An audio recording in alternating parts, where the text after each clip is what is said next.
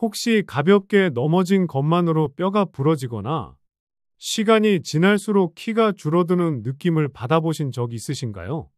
이런 겉보기에는 사소해 보이는 증상들이 우리 뼈가 서서히 무너지고 있다는 위험한 신호입니다. 오늘 우리가 이야기할 주제는 침묵의 질병이라고 불리는 바로 골다공증입니다. 골다공증은 뼈가 약해져서 작은 충격에도 쉽게 부러지는 상태를 말합니다. 겉으로는 멀쩡해 보이지만 속으로는 이미 뼈의 밀도가 스펀지처럼 텅 비어가고 있는 것이죠. 전 세계적으로 50세 이상 여성 3명 중 1명, 남성 5명 중 1명이 골다공증으로 인한 골절을 경험하는 매우 흔하고 심각한 질병입니다. 특히 한국인에게는 더욱 심각한 문제입니다. 고령화가 빠르게 진행되면서 골다공증 환자가 기하급수적으로 늘고 있습니다. 뼈가 부러지는 순간이 골다공증의 시작이 아닙니다. 뼈가 부러지는 순간은 그 질병의 결과이자 재앙의 시작입니다. 골다공증으로 인한 골절은 삶의 질을 파괴합니다. 가장 흔하게 발생하는 부위는 손목 골절, 척추 압박 골절, 그리고 가장 치명적인 고관절 골절입니다. 특히 고관절 골절은 단순한 골절이 아닙니다. 이로 인해 거동이 불편해지면 독립적인 생활이 불가능해지고 환자는 심한 우울감에 빠지기 쉽습니다. 또한 장기간의 침상 생활은 폐렴이나 욕창, 혈전증 등의 합병증을 유발하기 쉽습니다. 실제로 고관절 골절이 발생하면 1년 이내 사망률이 20%에 육박합니다. 이는 일부 치명적인 암보다도 높은 수치입니다. 이처럼 골다공증은 단순한 노화 과정이 아닌 생명을 위협하는 심각한 질병이라는 것을 우리는 반드시 기억하고 적극적으로 대처해야 합니다. 골다공증이 생기는 근본적인 원인 심층 분석. 우리 몸의 뼈는 마치 오래된 건물을 허물고 새 건물을 짓듯이 끊임없이 이전의 뼈를 제거하고 새로운 뼈를 만드는 골 리모델링, bone remodeling이라는 역동적인 과정을 거치는 살아있는 조직입니다. 이 과정에서 뼈를 파괴하는 세포는 파골세포, 뼈를 만드는 세포는 조골세포라고 불립니다. 어린 시절에는 뼈가 만들어지는 속도 골 형성가, 파괴되는 속도 골 흡수보다 압도적으로 빨라서 뼈가 단단해지고 밀도가 높아집니다. 하지만 보통 30대 중반을 기점으로 파괴되는 속도가 생성되는 속도를 앞지르기 시작하며 이 균형이 무너지면서 뼈가 약해지고 골다공증이 발생하는 것입니다. 개인의 최대 골량은 30대 초반에 결정되는데 이 시기에 충분한 골량을 확보하지 못하면 노년기에 더 빨리 골다공증이 옵니다. 골다공증의 첫 번째 주요 원인은 여성 호르몬인 에스트로겐의 급격한 감소입니다. 에스트로겐은 뼈를 보호하고 뼈 생성을 돕는 핵심적인 역할을 합니다. 에스트로겐은 뼈를 파괴하는 파골 세포의 활동을 억제하는 신호를 보냅니다.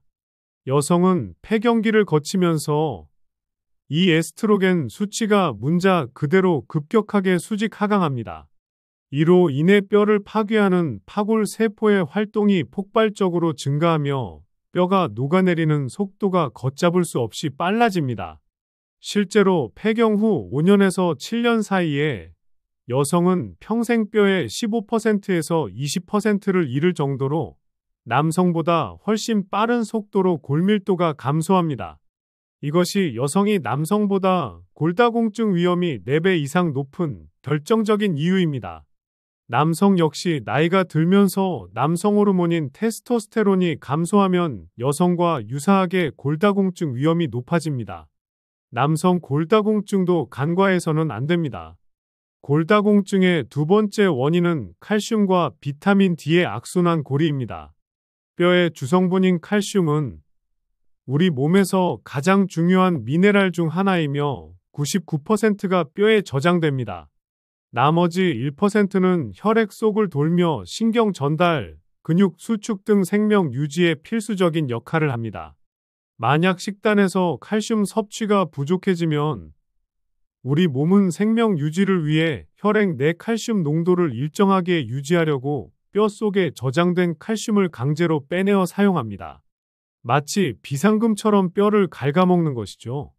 장기적으로는 뼈가 텅 비게 됩니다.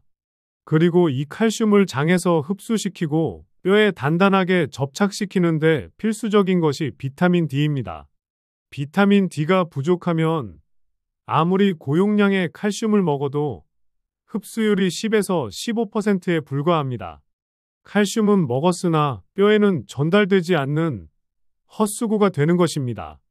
슬프게도 현대인의 90% 이상이 실내 활동 증가로 인해 비타민 D 부족 또는 결핍 상태라는 점을 심각하게 받아들여야 합니다. 특히 겨울철에는 햇빛 노출이 급격히 줄어 비타민 D 결핍이 더욱 심해집니다.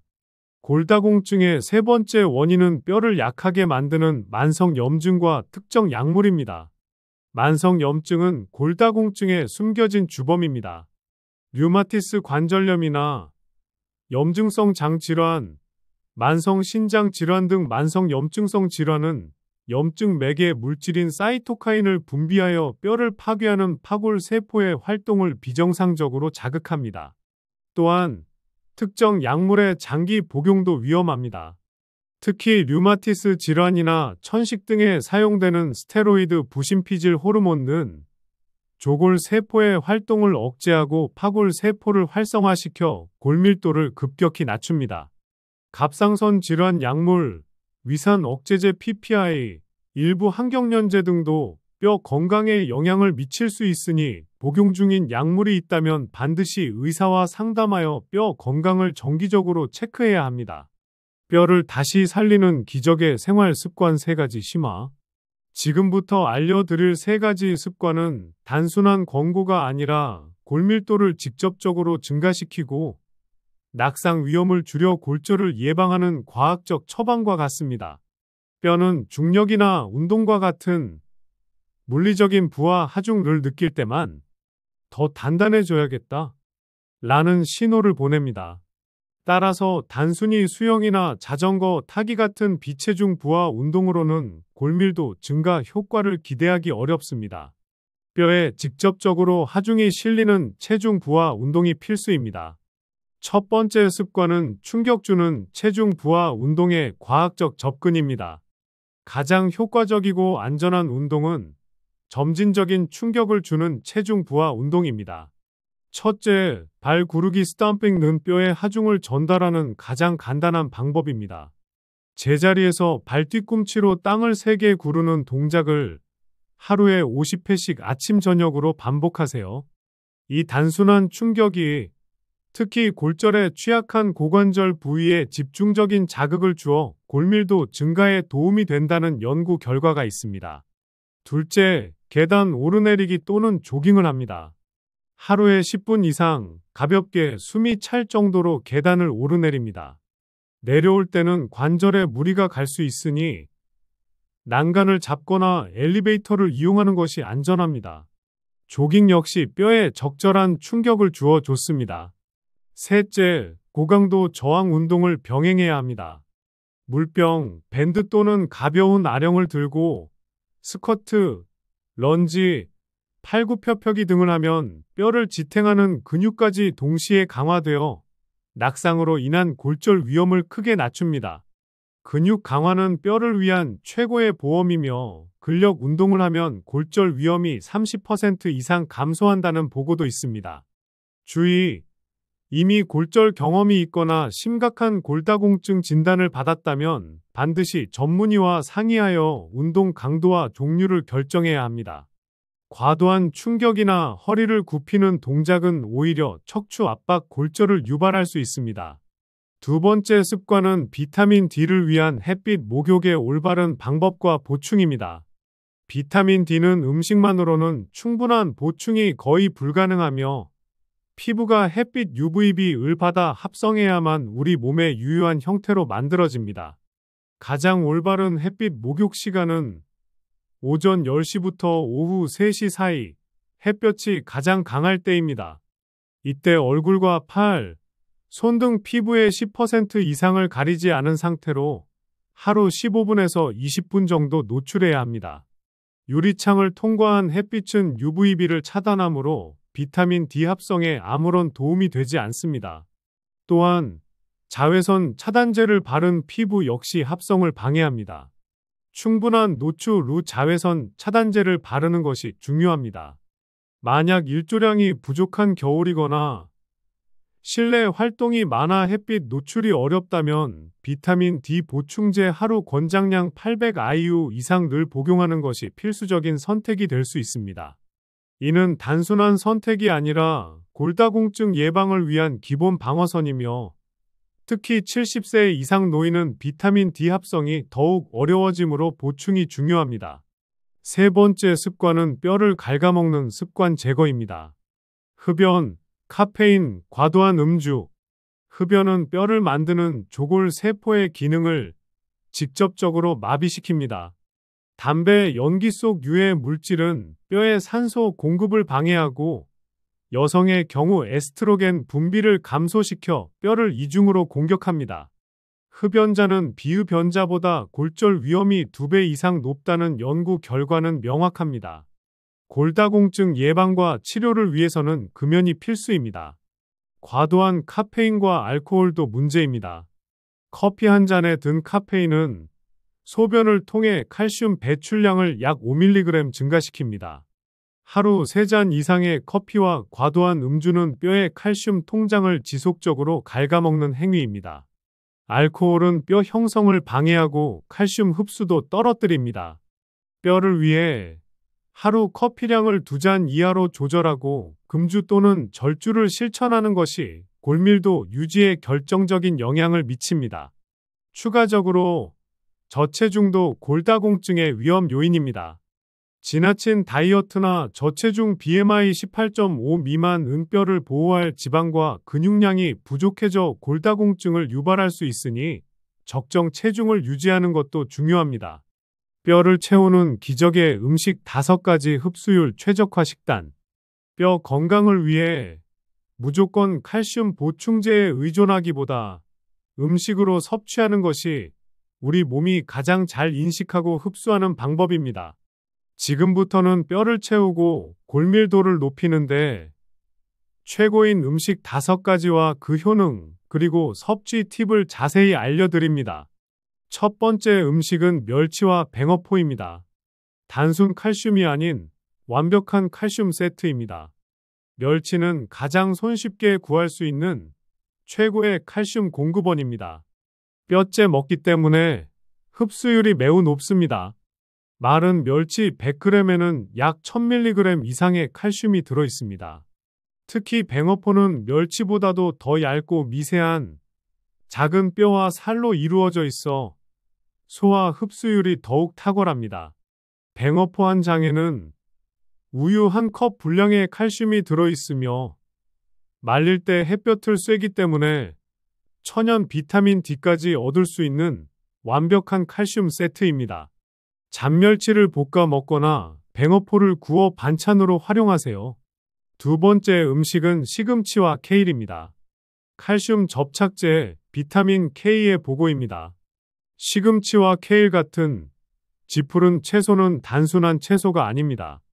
이 채소들에는 칼슘의 흡수를 돕는 핵심 조력자인 비타민 K가 풍부합니다.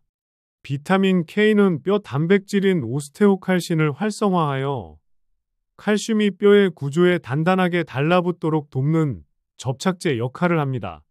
시금치를 데쳐서 참깨와 함께 하루 한 접시만 꾸준히 먹어도 뼈 건강에 큰 도움이 됩니다.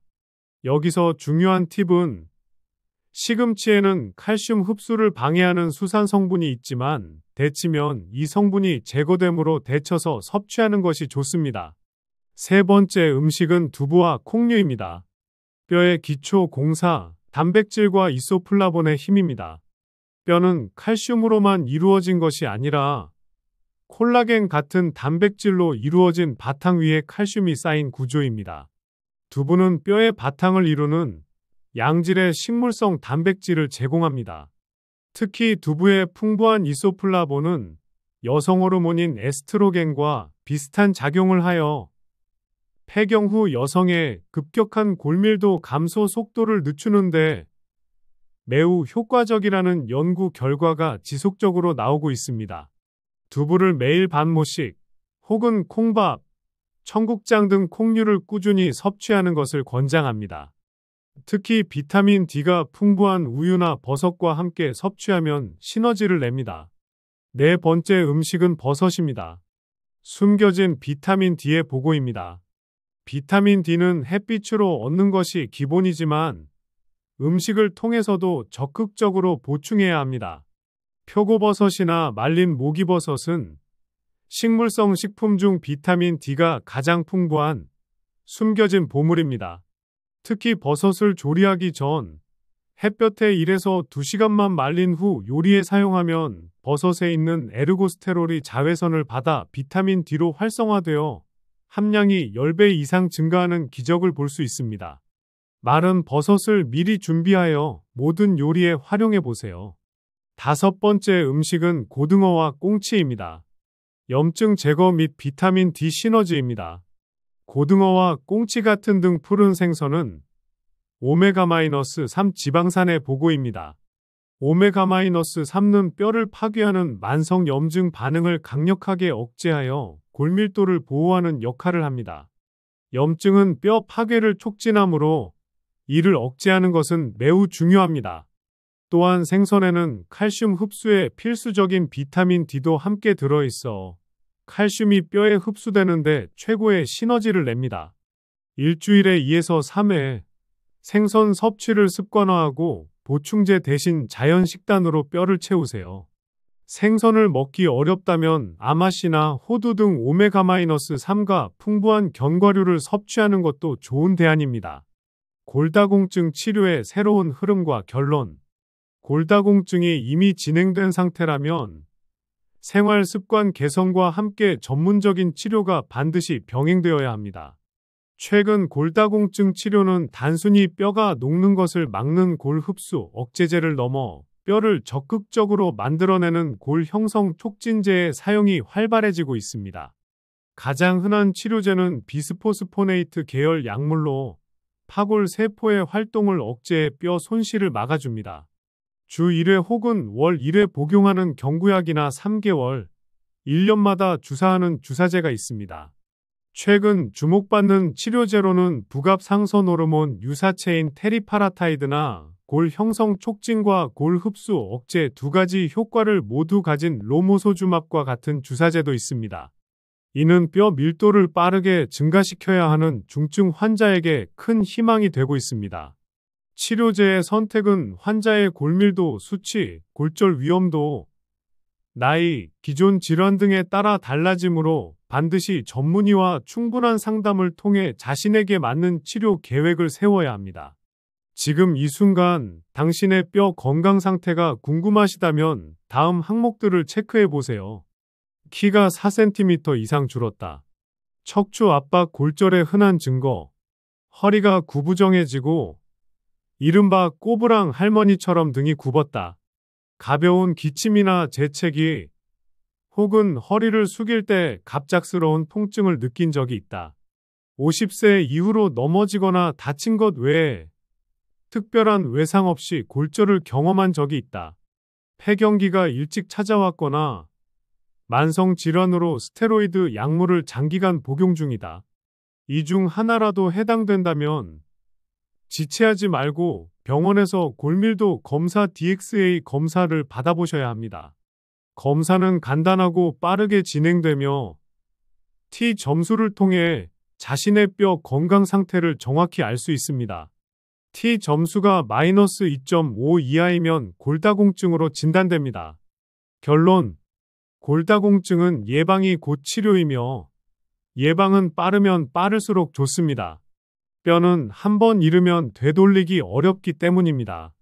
오늘 알려드린 3가지 습관, 충격 주는 운동, 햇빛 목욕, 나쁜 습관 끊기, 그리고 5가지 음식, 멸치와 뱅어포, 시금치와 케일, 두부와 콩, 버섯, 고등어, 이 8가지 행동만 꾸준히 실천하셔도 우리의 뼈는 다시 단단해지고 골절 없는 건강한 노년을 맞이할 수 있습니다.